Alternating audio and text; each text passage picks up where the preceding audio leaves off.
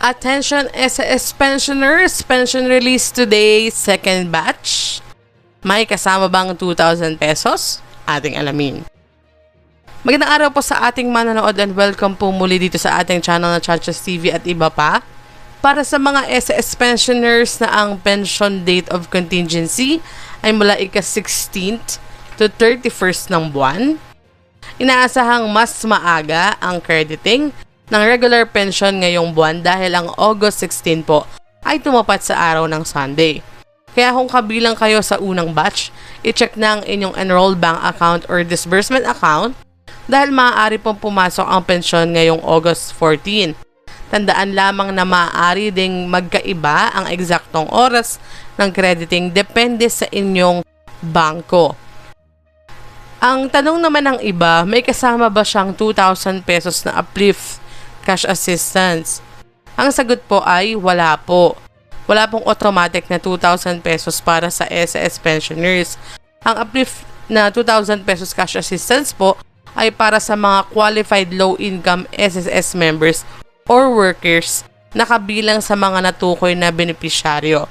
Hindi po kasama ang SAS pensioners dahil lamang sa kanilang or dahil sa inyong pagiging pensyonado. Kaya po kung ang hinihintay nyo ay ang regular na SAS pension ngayong August 14, iyon ang dapat nating abangan at hindi na po nating maasahan na kasama tayo sa uplift assistance. So wala pong dagdag.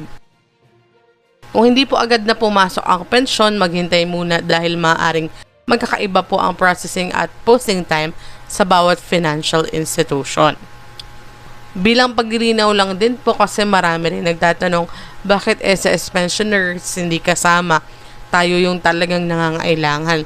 Ang sagot po dyan ay ang uplift assistance po kasi ay mula siya sa national government. Naging way lang po ang SSS para magtukoy ng mga benepisyaryo nito.